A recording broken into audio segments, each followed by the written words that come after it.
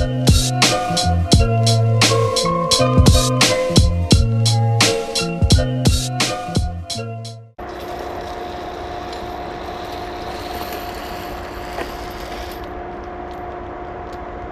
back. Yeah, sure, I'm back. I'm back. I'm back.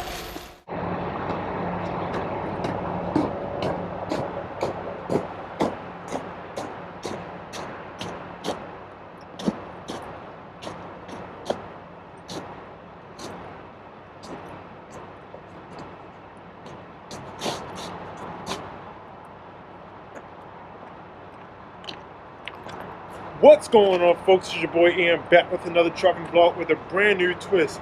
I'm still taking yo guys state to state with my trucking vlogs, and I'm adding a new twist. We're doing interviews with people who own the business, who are trying to own their business, and people who are also in this industry. Brand new merch is coming out, so pre-order and DM me, and follow me on Instagram at Mr. Muhammad and BattleExpress_LLC. Now I gotta get back to work. It's cold out.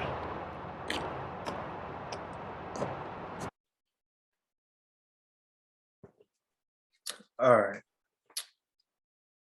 So Leaf, this is our first interview for Rigging with Ian. I've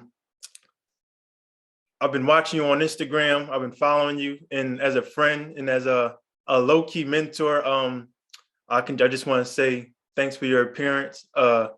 Thanks for doing this interview. And I've been trying to get.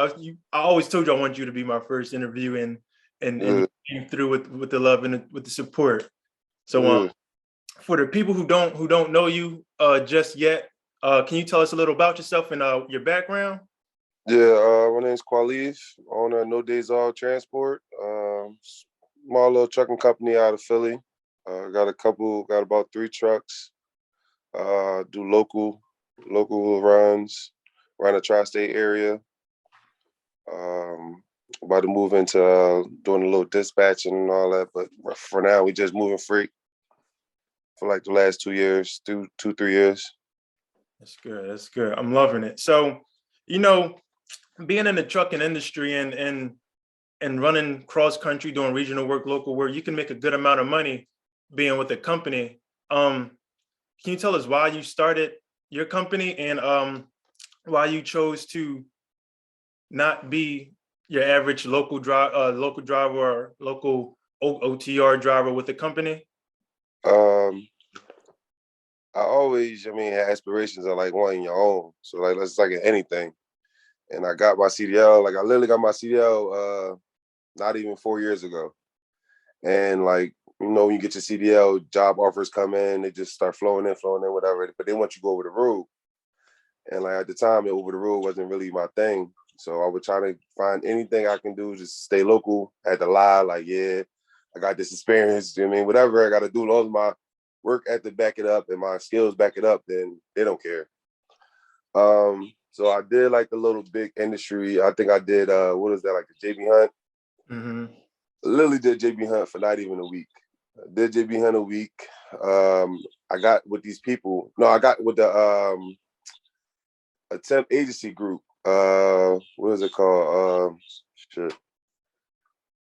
I met the guy's name Arnold. Anyway, he got a temp agency group for like transportation. Black guy, he owned it. He's a real cool dude. He hit me up. Like, listen, I got these people I want you to meet.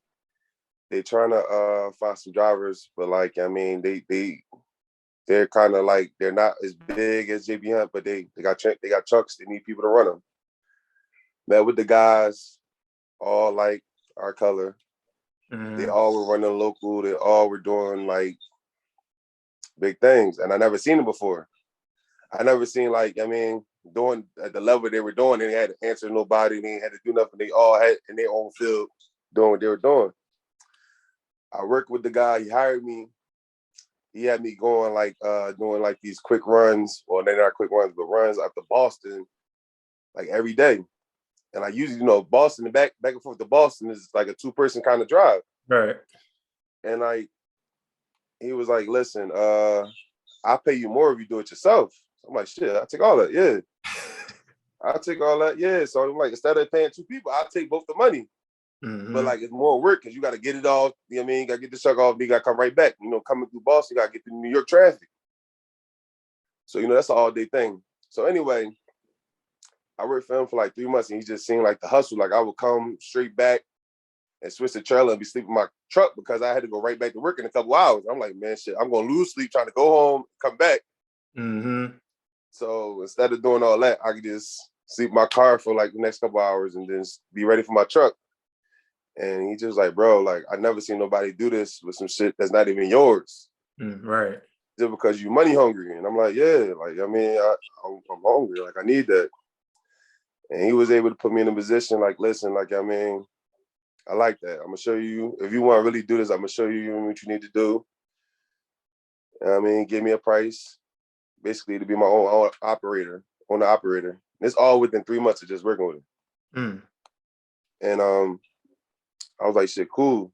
So once I gave him that, what he asked me for, he gave me a truck. I have my own company already, LLC, everything set up. And that was that. That was 3.5 years ago. Damn. So it was that. So, I mean, he threw me out in the water. And, like, you sink or swim. So, right. You learn really funny. You know what I mean? You're going to do what you got to do. So, with you being in with different types of avenues to become an a business owner. So you got like lease purchase, you have owner operator, and you have what you're doing. You got a fleet. Is there a reason why you chose to pursue having a fleet rather than being an owner operator, where an owner operator is usually just one truck, or being a lease purchase, which is most people don't recommend you do? Yeah. I mean, at the beginning, like I said, I got a truck off of him, and then I bought him out, and he didn't expect me to buy him out. We signed the contract. He just gave me some obscene number, and I'm like, this is a brand new truck. Like, no, I'm gonna pay for this shit. Like, I'm gonna buy it. I bought him out. So I got from under him. I was on the out the grand. This without no knowledge of dispatching, no knowledge of nothing really, but to just go out there and go hustle. So I seen that, but I also seen like what was taken out from that. Like I was paying him 10% of everything I made. Plus I was paying factoring company. He had a high ass factoring company. He had hired behind insurance payments. All because of his own reasoning, maybe bad credit or whatever the case may be. And I just seen like the numbers was like, I'm a numbers guy. So I'm like, shit. So I can just cut him out. That 10%, I can see that 10%, and that can help me grow my fleet. Right. And then I can just put the other percentage I was paying for insurance, because my insurance went from $2,500 a month to $1,100 per truck. So that's $12,000 a year. Right. I just saved. So I'm like, shit. Yeah. So I cut that back. So mind you, I'm all in probably without giving him his cut and without paying insurance and fees, I'm probably plus $20,000 a year, just cutting the middleman out. Just for, using his DOT and whatever. And when you first start, like they don't usually, everybody don't accept you in. They need 6 months authority season or whatever. So you gotta take what you can get. But yeah, and it's crazy thing to say. At the time I really started, it was like Corona had just started. Like I just crossed over, like I just signed my papers and I just got 100% under my authority. And like Corona had just like really got into it. And the crazy thing about it, like the people were going crazy in the markets. So like the markets were selling out of food. And like we got this thing we do with Acme. So they do through TQL. TQL take anybody. So good thing I was through TQL. They was like, listen, we got these runs. I think I was locked in with Acme for like 6 months straight. Every day we was doing about 4 Acmes a day. That's the Acme out near Lancaster? Yeah. Route, what's that? Route 76? 76. Yeah, 222. So yeah, we go out there every day, go get the trailer, drop off the stores. You probably got 1 to 3 stops. So I'm doing about 3 of them a day. They're like, man, keep coming back. You want to keep working? We got work for y'all. Like, just keep coming back as much as you want to do. And this is before I even got a driver. So I'm doing 1 truck, just me. I'm doing 3 or 4 a day myself. Like, I'm just like living in my truck. Like, just, all right, I'm gonna take like a couple hour nap, then I'm gonna get right back to it. I'm gonna stay up there. I'm gonna regroup. All I'm doing is stopping for it, get gas. I stop just to get gas. I'm eating at the store, whatever they got. You know, they sell chicken in there. I'm getting the chicken, whatever. You know what I mean? I'm living on Red Bull. I'm living on 5-hour energy. Like, I just needed that because you ain't know when was anything gonna stop at that time. Like, everybody was talking about like people losing jobs, people doing this. Had to get Transportation is like, so you like, you don't know what's gonna stop, but there's a non-stop industry.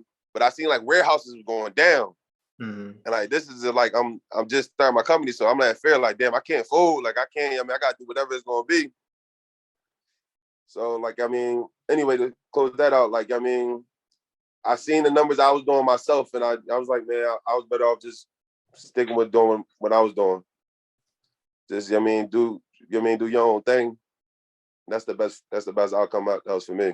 Right. So since you have your own fleet, do you think it's harder being that you only have 3 trucks and you're kind of competing with these super companies like US Express, JB Hunt, or is it just freight is everywhere?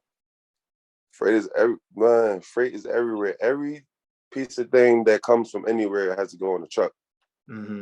That's just anything. Like, it could be from anything. It could be water, or it could be glass, or it could be the doors. Anything that comes off a ship or airplane has to go in the truck to get to a city. We always going to need trucks, so it's no really compete. Like, I go through them to get freight because they can't really hold everything. Right. Like, everybody, no bad how big they are. Like JB Hunt, I still get work through JB Hunt. I still get work through these big conglomerates. They just want to control the narrative as the price. But like, if you really know, like, you think about something like, all right, I'm only doing like this amount of miles, and I know what my worth in these miles, I'm not gonna mad at you getting your piece, because you gotta get your piece. Because I mean, I wouldn't be able to get it if you wouldn't pass it along to me. Right. So no, I don't think it's too much money out here to think it's a comparison. It's too much money out here. It's too much money. You can never bump heads with them. Even, I mean, the smaller people, like, if you got your lane and you're a hustler and you always trying to find out what can you do to better and upsell your way to get contracts or whatever you may want to do. Some people want to live off the board. It's easier for them. They just want to make their little, what they set for a week and be done with it. Right. Some people want to do the same thing every day. Some people got, I mean, other goals or whatever. I just choose to just, I mean, make my lane and keep with it. So I don't know. It's enough money for all of us. So I remember, it was either a few weeks ago, it's probably about a month and some change ago, and you had posted that you only do, I guess, the tri-state, like Maryland, PA, Jersey. Is it easier, or not, I wouldn't say easier, is it more lucrative to do regional rather than the normal people who do over-road cross country, or is it just you rather do your regional, or does it depend on the driver? No, honestly, it was broken down to me, and I asked that question when I first got in. All right, you do over the road, right? I mean, you do over the road. Y'all do how far is your deadhead? Let's say you got to stop. How far you used to go for a deadhead to go to the next stop?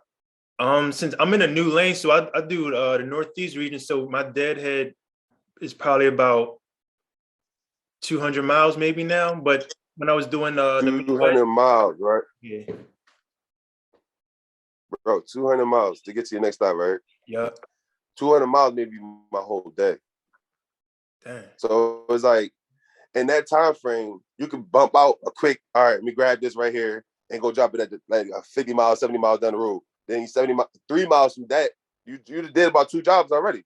Right. You did about 2 jobs within not even 140, 50 miles. Then you got time to go do another. It's all quick on how quick the warehouse is working, whatever. If they quick off and on.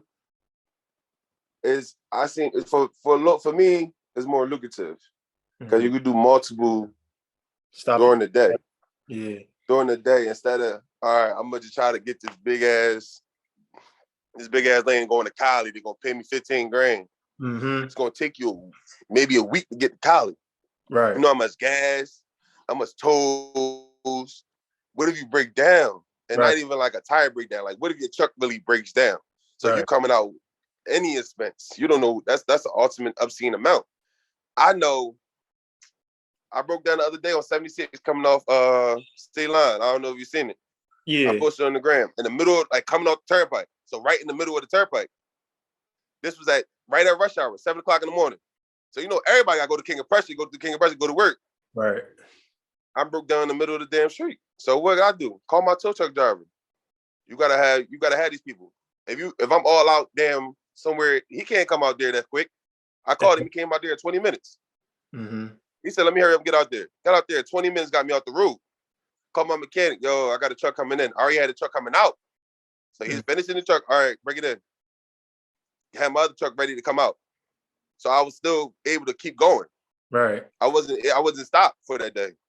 Yeah, because my deadheads or just getting to I would go from Kentucky all the way up to Buffalo. That's about 7 hours just to get close to it. So and that's your whole day though. And then my that's dad, the whole day. So you gotta reset. You gotta get all that.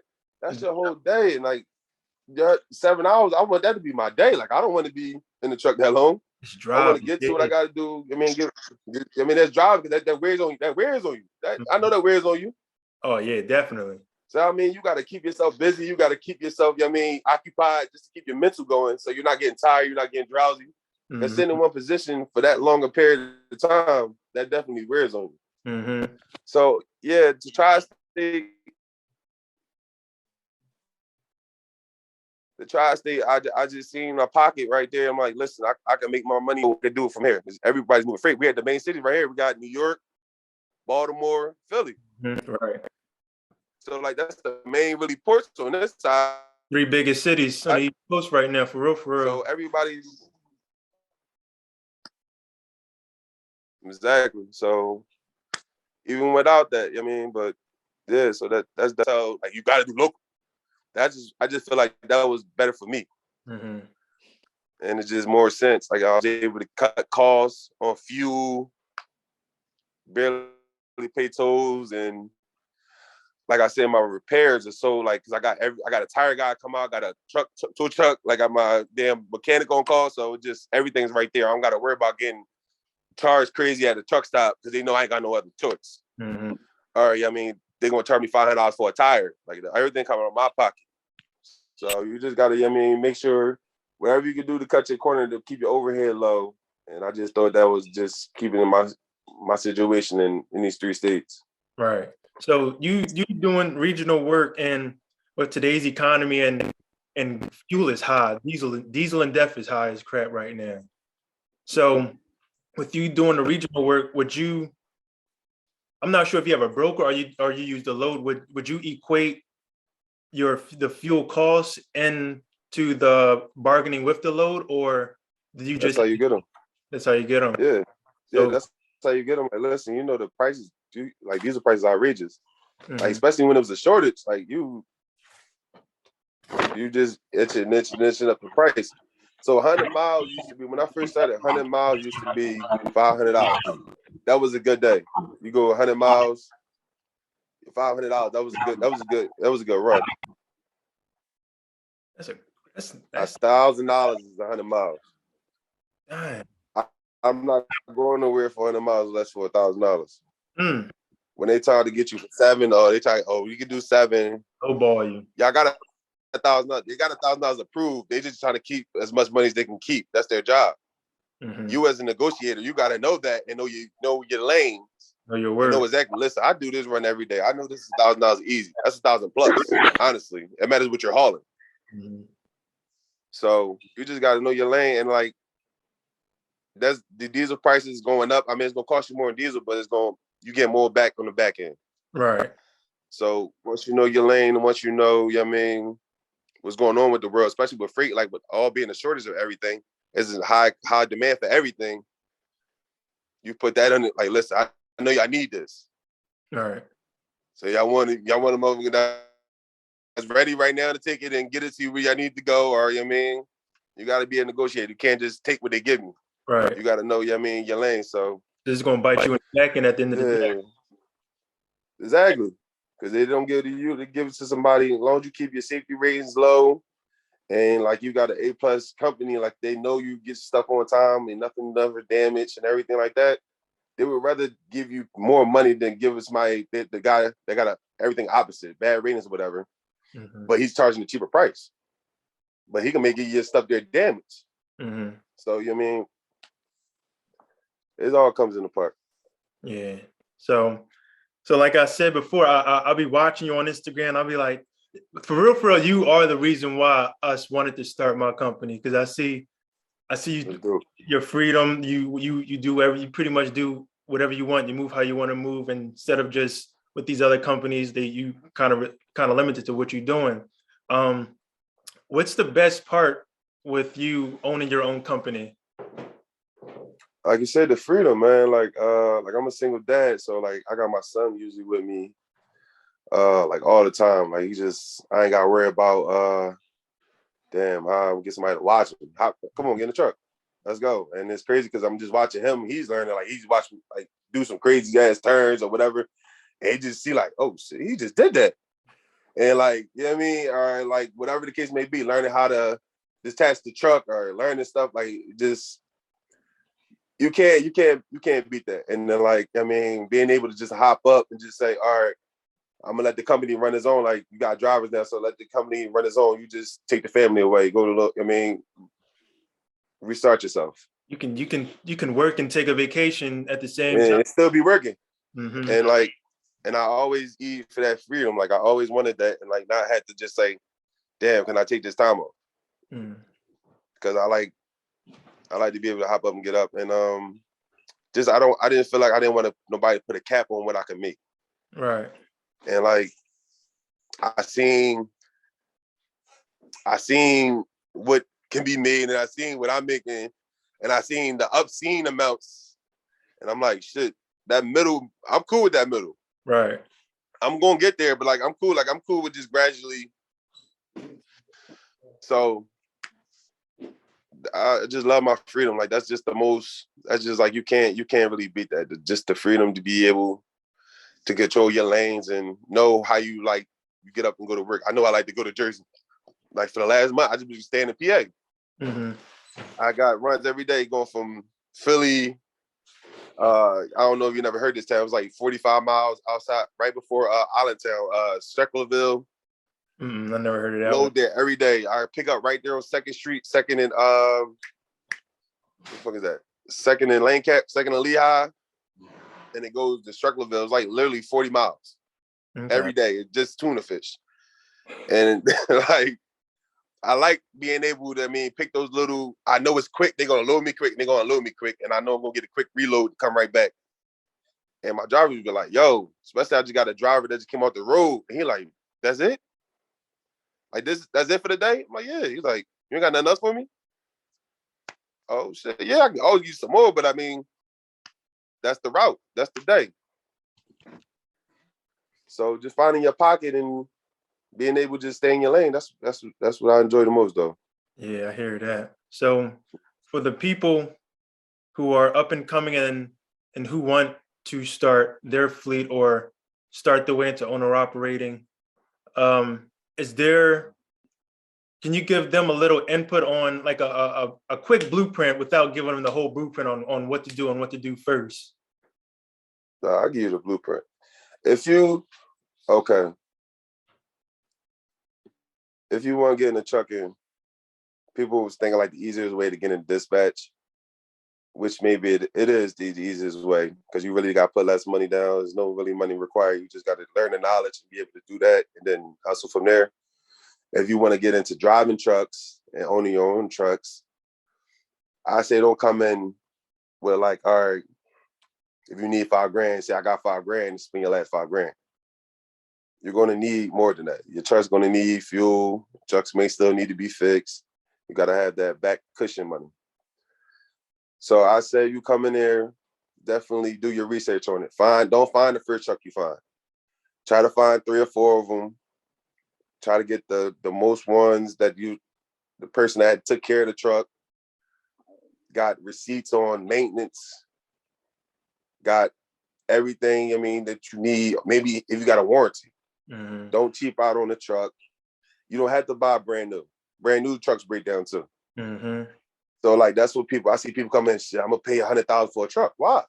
Why cut your whole overhead up just for trying to get a newer truck where you can just find 3 trucks? That's great.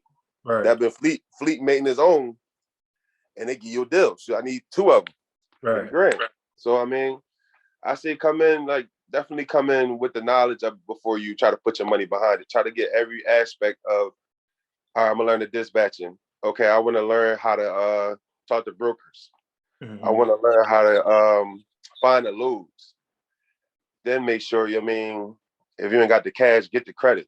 Get the credit together, because there's nothing like being able to just I can get my gas taken care of because I got the gas cards. I could be able to do what I got to do. But once the money start coming in, you're good.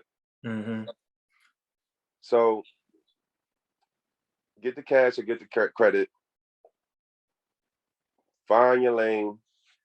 Some people may not need to go over the road. Some people may need that over the road just to give them more time to add on. And it's crazy that you talk about the don't really force your way into a brand new 2020. Well, we're going into 2022, 2021, 2022 truck. I was talking to my buddy. He was like, yeah, you got to get a 16 or newer. I'm like, no, I ain't even, because I drive a 2019 Peterbilt, and I hate it. You got all these. It's pretty much you're driving a computer. Yeah. So I'm looking at a 2006 electrical problem. Yeah, I'm looking at a 2006 Peterbilt 389. Brand new end frame, all these new engine. And I'm like, it might have a brand new truck. Yeah, you got 1 million miles total on the truck, but what you need is pretty much brand new, and you getting half the cost. So why just that way you can 100,000, you can get 2. You can get a couple trailers and all that. But people think it's that way. That's why I said definitely do your research before you just jump in. Don't let nobody, I see all the gurus, they just showing the after effect. They're not showing the beginning. They're not showing what it took to get to that place. And then they go in the body's courses, and they're not teaching you nothing because they're not teaching you exactly step by step. They just teaching you, from A, then go to D. And then people get lost. I don't know what happened. That's why I say, take information. You still got to do your research. You can't just believe what everybody's just telling you this is what's going on. Still do your own research. Still doing your analytics and your numbers. With anything, this is a big investment. It's not just hopping in the truck. I didn't know that. I thought it was just hopping in the truck and driving. You got to know about logs. You got to know about your back office. I just had to pay somebody to teach me how to do my back office. I didn't know that. I was supposed to know that before I even hopped in the truck. Guy, Eric Ball, I forgot his name on Instagram.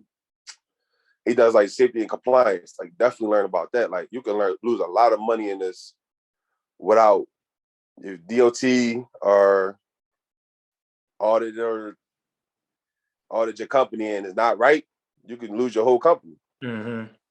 So definitely learn the back office. Definitely learn all that, and then by the time it gets to the trucks, find you a great mechanic and a reasonable mechanic that's going to be there when you need him, or you'll be able to get to him. That'd be it. You got your whole package ready to go. Find you a good driver. I say don't hire nobody for less than 2 years of experience, because you want them to get all them kinks out. All right. You want them, before they get in your truck, you want them to get all the kinks out of downshifting and all that, and stopping and whatever like that. So you want them at least to have 2 years experience. And it's gonna be a hard, couple months, but once you be able to get the wheels running, once the wheels start running, you just add on as you go. You just aging on as you go. So everything in just comes into account. You find out what you can do, what you can't do, what you like, what you don't like. So it's definitely a custom type of thing. It customized to you. But everything else, what I said. Like, I mean, you don't need a new truck. You don't need to have the flashiest stuff. You don't need to, I mean, just make sure everything works for you and everything works. Right. So definitely don't cheap out on it, but don't think you got to ball out on it. Mm-hmm. So for your personal goals, what's the future for your company? Do you plan on having a huge fleet, or do you just want to have considered a small company and not have the crazy worries of having thousands or hundreds of trucks? I wouldn't say thousands, because like I feel like, I mean, that would be on the operators. If I do that, that'd be something like I have bringing on the operators up, being like this, all that. But right now, we're only doing for the next 6 months at a time. For the next 6 months, man, get through this holiday seasons, man. Add on by the summertime. Hopefully, I can add 3 more trucks. Peak season. It's peak season now, but like by the summer, like, you know, I'm just trying to get these running and get them going and moving and see how they go, and then probably add on another truck for the new year, but then I'm gonna do probably 2 more before the summer, and then just go from there. Like, I mean, hopefully we can move into government contracts. Government contracts is sweet. Let me get that. That's when you go into the $1 million deals that you ain't gotta really kill yourself for. You could just, I mean, you got a home, you got somewhere to go every day. Right. They lock you in for 2 years. You lock your whole joint in for 2 years. Whatever amount of trucks they may need, they may only need 2. Right. And I mean, it just matter whatever it is, and just go from there, man. Just try to just keep scaling. It don't gotta just always gotta be adding equipment. It gotta just be adding knowledge or drivers or just whatever you can do, just scale. So I'm just trying to just keep scaling. That's just it. Keep scaling and just keep moving. So I'm not gonna do the 1,000 trucks, but maybe in the future, maybe 100. I think 100 is a good marker. Yeah. So I mean, yeah, 100. By the time I pass it down to my son, we have a couple 100 trucks. Be a household name. It'd be all right. Keep the legacy going. Yeah. So hopefully one. If not, then I mean, train somebody else. Yeah. But Leaf, this was a great interview. I appreciate you coming on this early. I know it's a Saturday morning. It was hard for me to get up this morning a little bit. Yeah, I feel you. I appreciate the knowledge you've been given, and I wish you the best of luck with your company. And you too, man. Just a blessing, yo. You don't see a lot of us on the road, yo, at all. It's just, you know that though. Yeah. But I'm gonna try to get a Bashville Express shirt coming your way. I'm making some. I might give you. I'm gonna give you the new ones that I'm working on at the moment. I'm gonna see your hoodie too. So send me a size. I'm seeing your hoodie and a hat. Sure, for sure. Show me your location, all that. Where you need to go. I've got these new batches coming out. I got some hats, whatever. I ain't got no cowboy hats. I know you like them cowboy hats and all that. I see you out there, your Jake. I see you out there, your Jake. So, dog, but I mean, yeah, definitely. We can switch over. I appreciate you having me, though, man. You already know. You have an incredible weekend, and I'm gonna definitely holler at you soon. Yeah, you too, bro. All right. All right, bro.